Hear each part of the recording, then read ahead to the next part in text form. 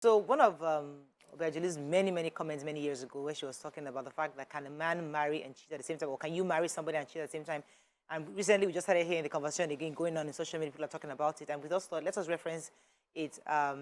Is it possible for a married man to love a woman, or even a woman, a married human being who loves their spouse wholeheartedly, can that person still cheat?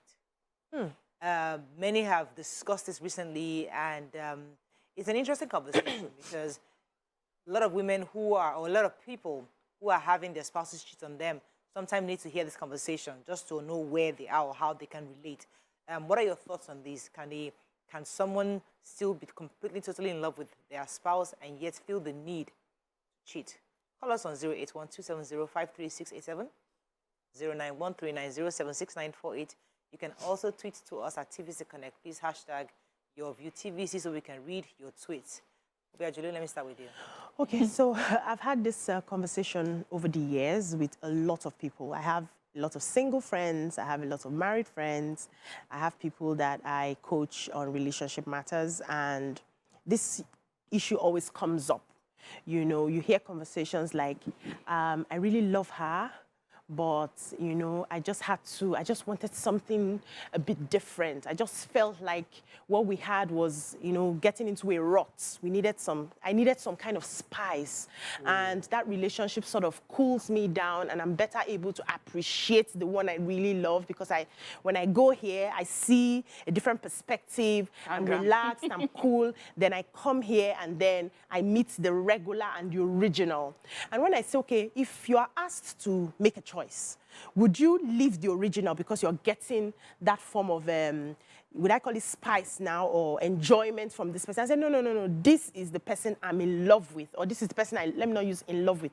This is the person I love, but I still want something aside. And this is not just men speaking, even women say things like this. And I started processing, does it mean that you can be in love with somebody, but then you have different needs? So some of the conversations I have is that they have different needs. This person doesn't give me that jiggy, but this person is stable. For a wife, this person can hold the home, can run the businesses. This person is my home, like my go-to. But that excitement, that I get it from this other person, both ways. And see, if that other person that gives the mentions anything against this person, we can leave you. You know, I was hanging out over the weekend. I think I was setting up with that. One of my friends was saying in Yoruba that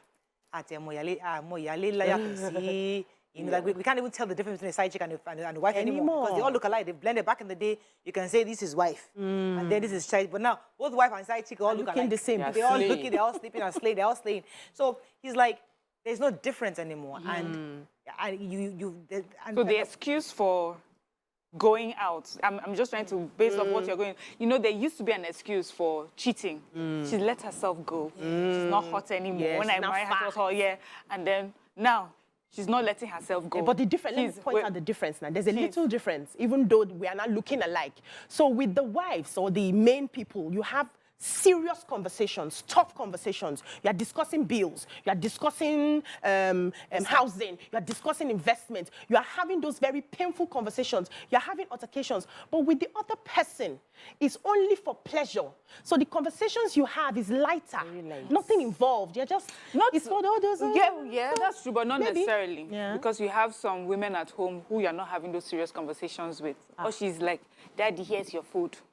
Have you eaten? Yes. And then you go and you have this intellectually stimulating conversation with the So it's not really... So where it was easy to say because of the way that they looked, and that's why. And so you would advise a woman. So it was even easy to now advise a woman. Then you too, work out, wear nice clothes. Maybe you change. But now what do you say? Now we have realized it's not about you, the victim. It's about the person.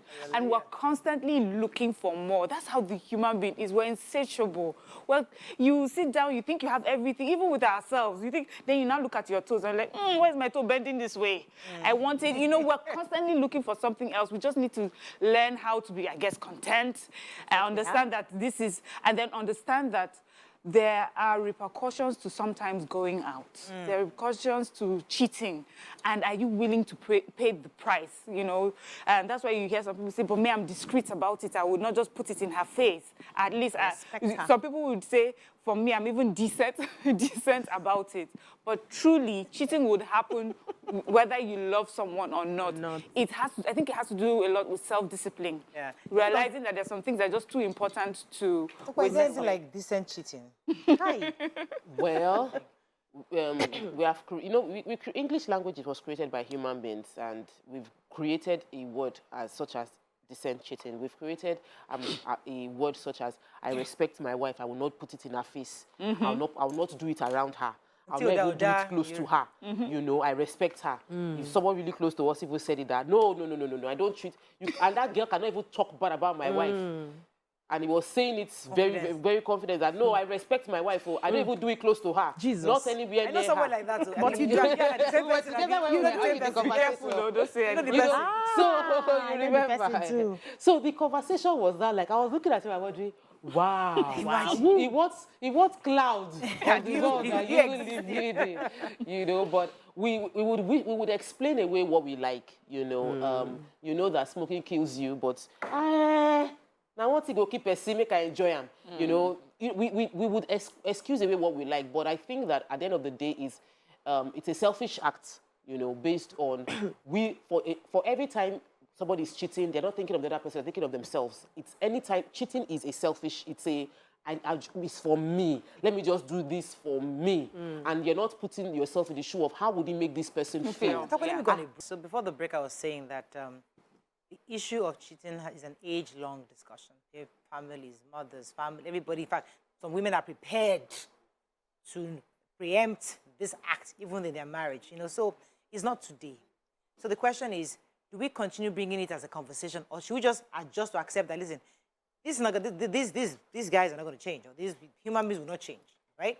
That let us accept the fact that it would happen in our marriages. It might happen, or it may happen, you know, and when it does, we expect it and have a way to manage it. Because when we still have those nice fairy tale Romeo and Juliet kind of situations where we assume that it's us or nothing, it's us against the world, does those fairy tales still exist, or should we just realize the fact that, listen, it's not going to happen that way? I think we should, first of all, believe that we'll get the best of life, because we make our beliefs and our beliefs make us. However, life can happen either way, with or without your belief, okay? And I think also we should not settle for low standards. We should not settle because I know there are people who have never cheated in marriages and they will never cheat. There are people like that.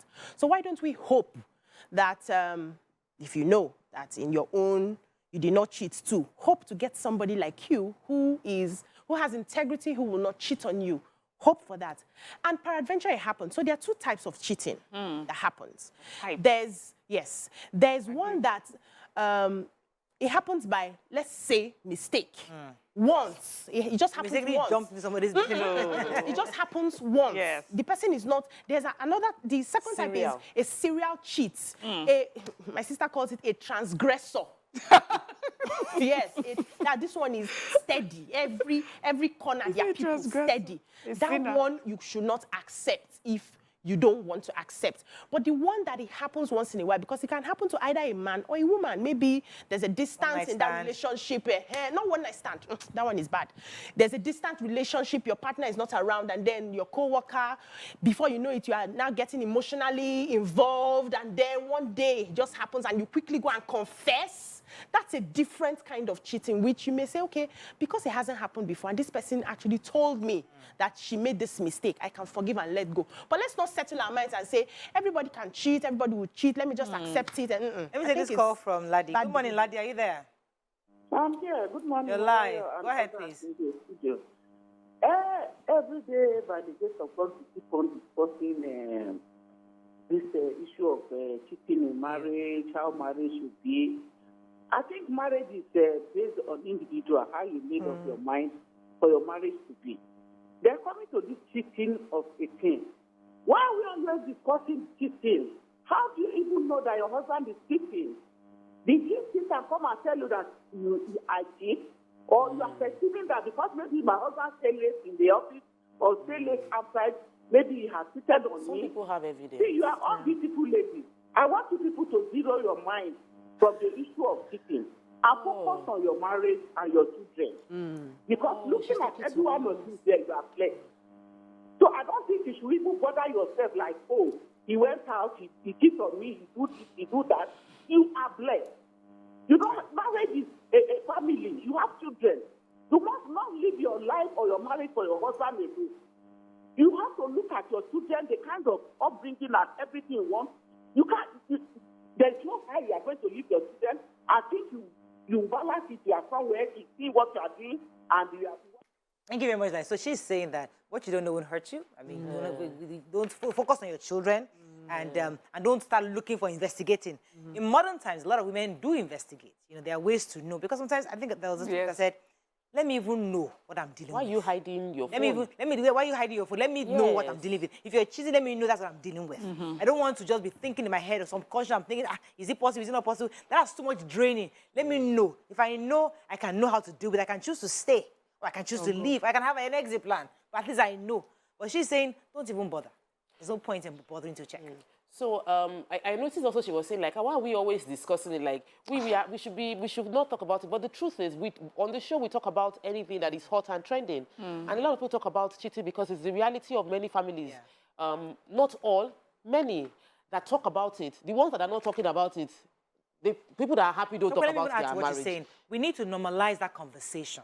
Okay. To help lots of people in that situation to know what to do. Different options. Because if we keep hushing like it doesn't exist, what you do, a lot of women would have that and they don't know what, they're going to have that same really toxic relationship where it affects their children. But when we normalize it, when people hear it often, they know when they're faced with this, they have options of what to do. Do I deal with it? Do I have a conversation? Do I get a counselor? Do I leave? Do I stay?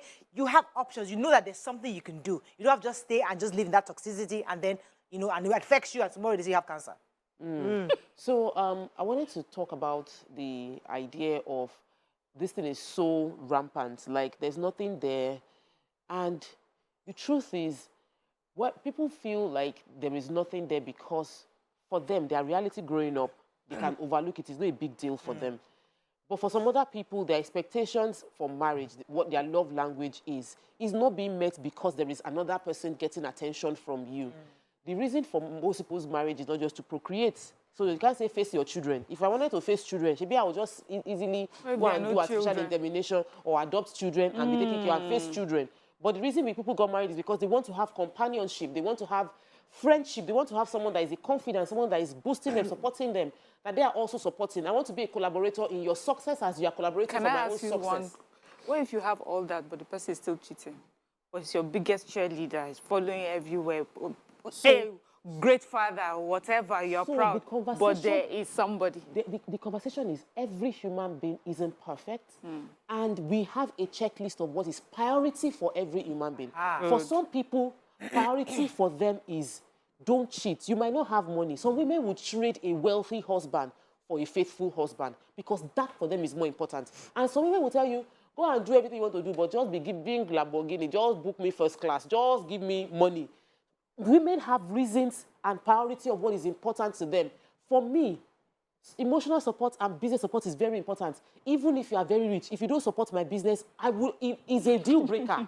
You are not cheating, but you are not supporting me to grow. That for me is a big deal. Let me take this call from Joy. Joy, are you there? Yes, I am. Good You're morning. live. Go ahead, please. First of all, for starters, Morayo, the number you're calling is not corresponding with what's on the screen, so I've been calling different numbers. Oh, sorry about that. So sorry. Sorry. The numbers. On this topic, I would like to say that I believe that if you love somebody, you cannot cheat on them. I think a lot of people are trying to now normalize and justify cheating and say, oh, you want a different soup. Oh, you want to say something different. It doesn't mean I don't love my partner. No, you do not love that person because love is such a strong word that if you truly love somebody, you'll be devoted to that person like forevermore or for as long as you are with that person. And people say, yeah, mistakes happen, but you can consciously not put yourself in that position of making a mistake. Like going out to get drinks with your colleague and having odd conversations, chats that you know that is going to lead to something that you would not like the end result. You can deliberately not put yourself in that position. So I don't think there's any justification for cheating at all. And the last caller that called, I don't think she understands the point. I don't think you ladies are afraid of cheating.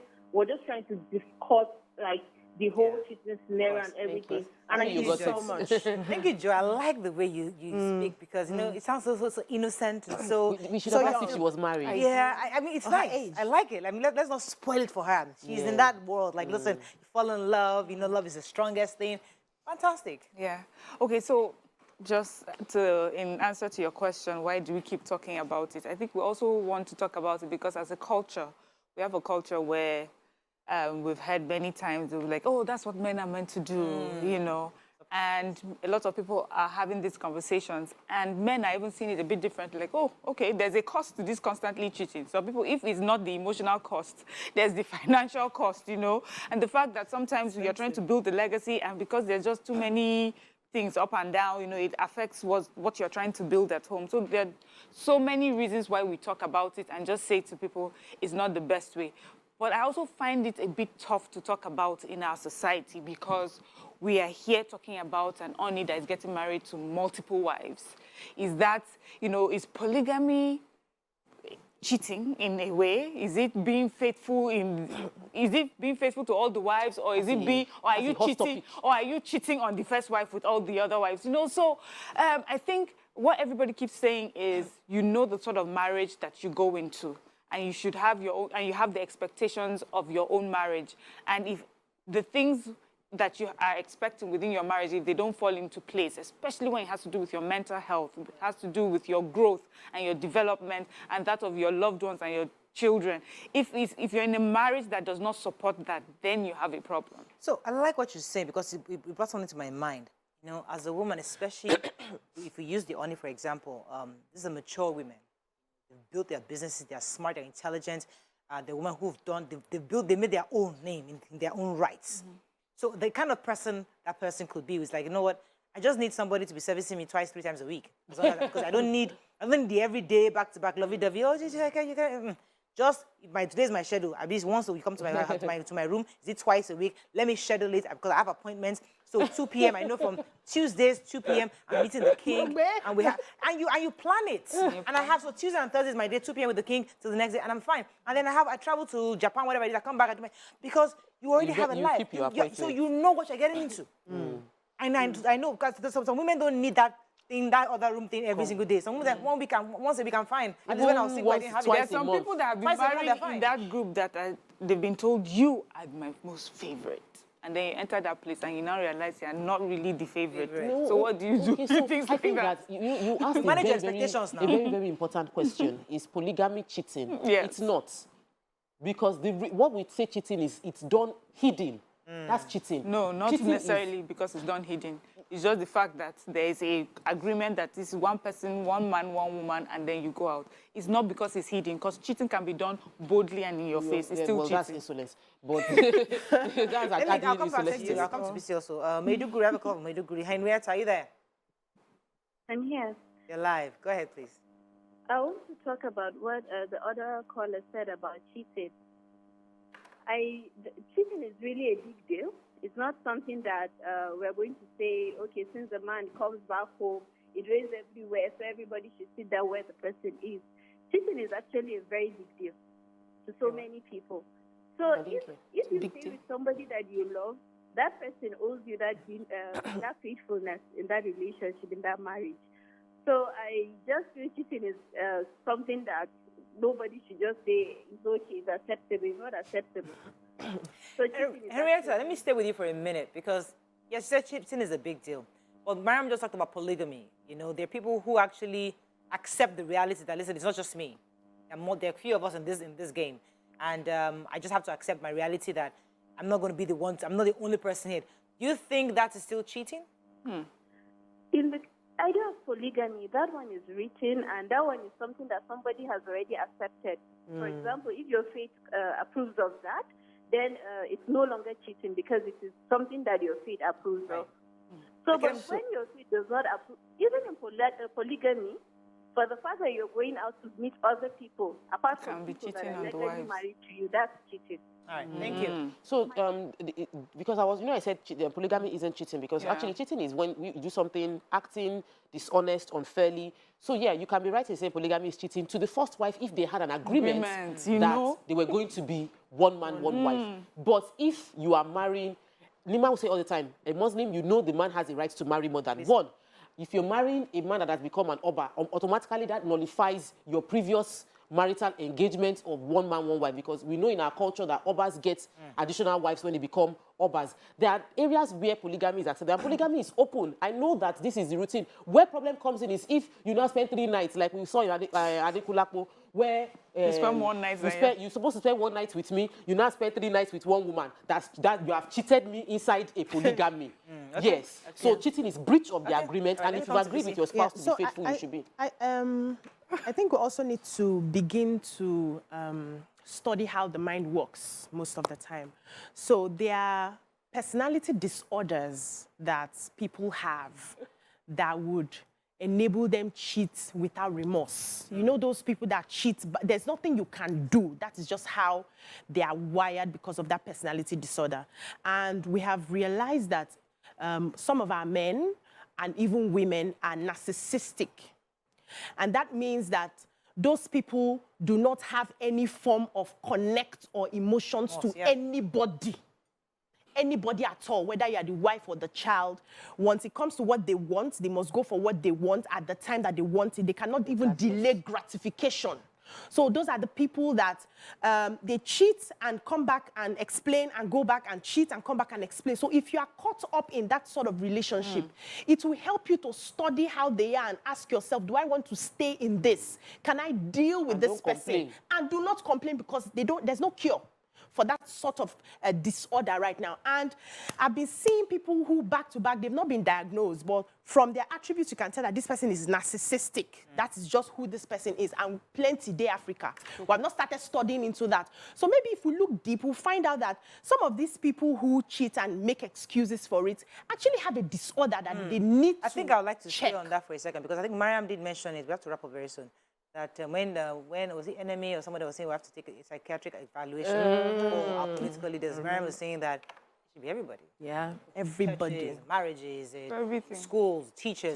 So if a couple come together and say they want to get married, and you make them have a psychiatric evaluation, you know the potential cheat, the potential domestic beater, the potential one that doesn't have any plans to build a home and family, who just wants to come and, hopefully your people, the psychologists, psychiatrists can figure this thing out for you. Give you some pointers. That would be tough. I have some markers here that say this guy might be beating you. There are some markers here that say this guy might be cheat. Because based on who they are, based on their experiences, based on the things they've seen, it's difficult to change. These things can make you. So maybe it's important we have psychiatric advice so that you know that from the beginning. There's a 5% chance. There's a 10%. You have data. I read a research that they can predict to accuracy a person that will commit a crime 85%. Imagine that. 7 years ahead. Imagine. They can check you and know by 85% that within the next 7 years you will commit a crime. You need to have all of I need to read that research. And the truth is, so they can do that for marriage too. You can do that. Yes. Based on all the way you answered all these questions. You're going to coach, cheat. please, your people should You need to design a questionnaire. Let's have research. Because doing evaluations, we need to know. If I know what I'm going that you're a into. potential cheat, even before I enter the marriage, I don't plan. Okay, let's say 5 years he might cheat or 2 years. Let me know what I have and well, let me know. in the Data is king. Okay, where there's no research from behavior, you can tell someone who is comfortable cheating. People cheat in relationships, and other things. Some people are smart too. I'm just saying, because that research, you will not sense anything. That research or that thing that you saw, I feel that a lot of people are going to fight against it. Like, how dare you tell me I'm going to commit a crime in 7 years? Yes. I think but let me just tell you something about human beings. Some people can mirror you. They're chameleons. It's a personality disorder as well. They can mirror you. So because Miriam is like this and I want to be Miriam's friend, I will mirror Miriam and she will like me. She will think we're the same. Till we get into the relationship and then she sees a different side of me. And I can also be showing you one side and show outsiders and our neighbors and family members a different side. It's a personality. I think that psychiatric test, we need it. So, in my church in RCCG, you can't get married until you do HIV test. So it's mandatory. I think they should make this also extremely mandatory for you to get married. It's true. Give it the data. You can't keep his data. You not decide what I want to do with this. Yeah. I think we've had an interesting show today. We'd love to have the ladies talk about expressions or their views on various things. And it's good to just hear different aspects to help you. We're not saying everything we say is true or right. We're not professionals here. We only express our views. You can pick the one that resonates with you, and you can do yours. Or you can advise. You can send us messages on social media on the ones you think makes better sense. But at the end of the day, it's your choice. You have a right to leave. Your children have a right to leave. And you make the right decision based on a proper mind. You know for sure that you're making a decision based on what is right. Have a fabulous weekend. We'll see you Monday. Bye for now.